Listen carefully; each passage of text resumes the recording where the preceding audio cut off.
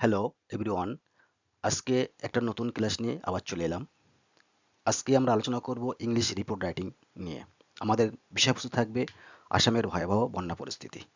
আমরা সাধারণত জাতীয় নিউজের প্রতি বেশি দৃষ্টি আকর্ষণ থাকায় আমরা আঞ্চলিক নিউজগুলো অতটা বুঝতে পারছি না।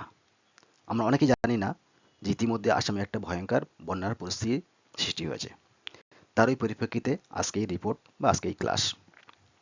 আমাদের সামনে আগত ডব্লিউবিসিএস পরীক্ষার জন্য এটা খুব ইম্পর্টেন্ট, বা অন্যান্য পরীক্ষার জন্য এটাও খুব ইম্পর্টেন্ট হবে। তার আগে একটা কথা বলে রাখি, আমার এই ক্লাস বা চ্যানেলে সাধারণত ডব্লিউবিসিএস বা সাধারণত ডেসক্রিপটিভ ইংলিশ এবং বেঙ্গলির উপর ক্লাস থাকবে। বিশেষ করে WBCS, miscellaneous, clerkship, ICDS, Paschimbanga police, Kolkata police এবং অন্যান্য এক্সাম যেখানে ডেসক্রিপটিভ ইংলিশ এবং বেঙ্গলি কোশ্চেন আসে। এখন মূলত ক্লাসগুলো হচ্ছে ডব্লিউবিসিএস মেন 2024-এর জন্য। চলো আমরা রিপোর্ট শুরু করি। এখানে হেডলাইন দেওয়া আছে, devastating floods paralyze Assam.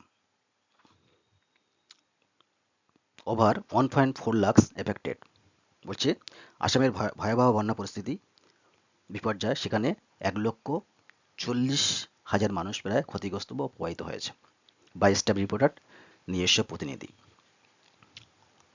Guwahati, the flood situation in Assam remains highly critical, with the official death toll reaching 100. কি বলছে? বলছি আসামের বন্যা পরিস্থিতি অত্যন্ত সংকটজনক রূপ ধারণ করেছে এবং সরকারিভাবে মৃতের সংখ্যা কত 100-তে পৌঁছেছে। Over 1.4 lakh people are actively reeling under severe deluges across multiple district.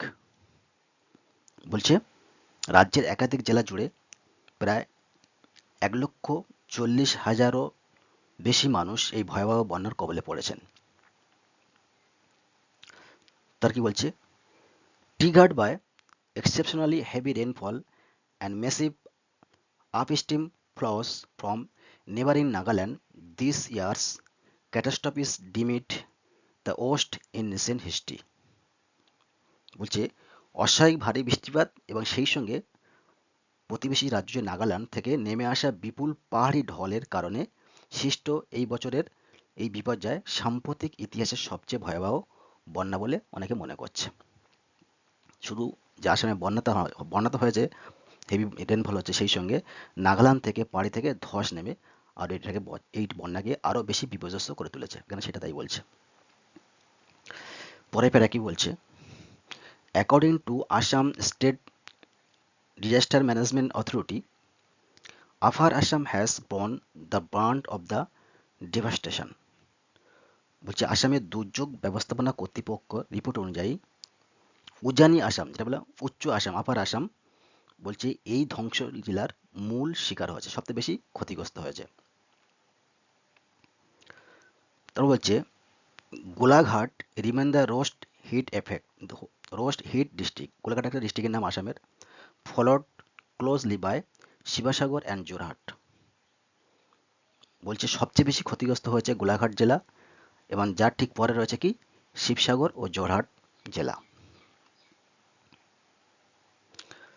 The relentless surge has completely submerged over 450 villages and displaced tens of thousands of people. বলছে নদীর উপচে পড়া জল প্রায় 450টির বেশি গ্রামকে সম্পূর্ণ জলমগ্ন করে দিয়েছে।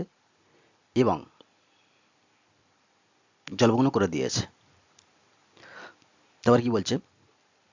Currently nearly 50,000 displaced individuals are taking shelter inside 125 operational relief camp. বলছে বর্তমানে প্রায় 50,000 দুর্গত মানুষ 125টি সক্রিয় ত্রাণ শিবিরে আশ্রয় নিয়েছে। এবার কি বলছে তাহলে? বলছে যে দেখো The relentless surge has completely submerged over 450 villages and displaced tens of thousands of people. বলছে যে নদীর উপচে পড়া জল 450টির বেশি গ্রামকে সম্পূর্ণ জলমগ্ন করে দিয়েছে এবং হাজার হাজার মানুষকে বাস্তুচ্যুত করে দিয়েছে। ঠিক আছে, displace tense of thousand of people. Currently nearly 50,000 displaced individuals are taking shelter inside 125 operational relief camp এবং হচ্ছে বর্তমানে প্রায় 50,000 দুর্গত মানুষ 150টি সক্রিয় ত্রাণ শিবির আশ্রয় নিয়েছে। তাহলে এখানে ছিল আমাদের দুটো প্যারা। এখানে বন্যা কীভাবে ক্ষতিগ্রস্ত এবং তার পরিস্থিতি কী হয়েছে সেটা আলোচনা করা হলো। চলো পরবর্তী প্যারা। বলছে the economic and ecological fallout is monumental. বলছে এই বন্যার পরে অর্থনৈতিক এবং পরিবেশগত ক্ষতি হচ্ছে ব্যাপক আকার ধারণ করেছে। Over 11,000 hectares of vital cropland have been inundated, destroying seasonal yields. বলছে 11,000 হেক্টরেরও বেশি ফসলি জমি জলের তলায় তলিয়ে যাওয়ায় মৌসুমী চাষবাদ সম্পূর্ণ নষ্ট হয়ে গিয়েছে। সিজনাল ঋতুগত চাষবাদ মৌসুমী যেটা বলা হয় চাষাবাদ সম্পূর্ণ নষ্ট হয়ে গিয়েছে। Currently infrastructure has crumbled as floodwaters beached river embankment, washing away primary roads, bridges and local pipeline network. বলছে পাশাপাশি কি হচ্ছে, বন্যার তোড়ে নদীর বাঁধ ভেঙে প্রধান যে রাস্তাঘাট সেতু এবং যে স্থানীয় পাইপলাইন ছিল নেটওয়ার্ক তার সম্পূর্ণ পরিকাঠামো পুরোপুরি ভেঙে গিয়েছে। তারপর কি বলছে,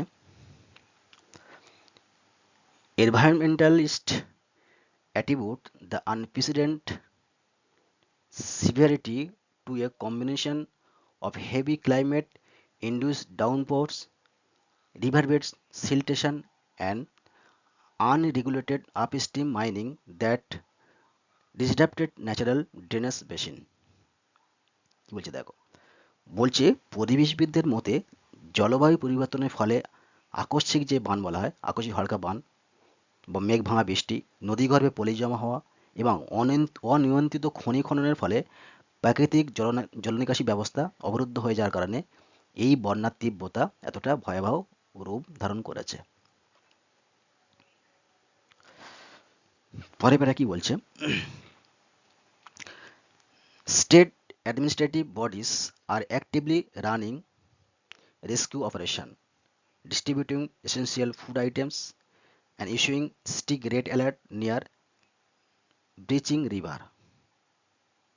বলছে রাজ্য প্রশাসন সক্রিয়ভাবে উদ্ধার কাজ চালাচ্ছে, তারা প্রয়োজনীয় খাদ্য সামগ্রী বিতরণ করছে এবং বিপদ সীমার উপর দিয়ে বইতে থাকা নদীগুলোর আশেপাশে এলাকার মানুষকে তারা কি সতর্কতা জারি করেছে।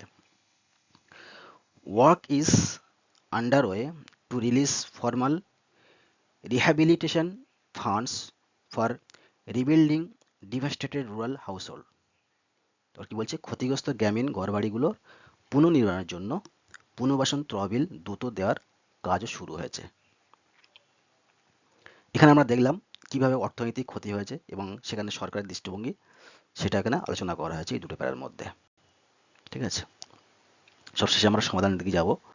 যেহেতু এটা WBCS এর জন্য, তাই এক্ষেত্রে তোমার সমস্যা এবং সমাধান দিতে হবে। তারপর কি বলেছে দেখো,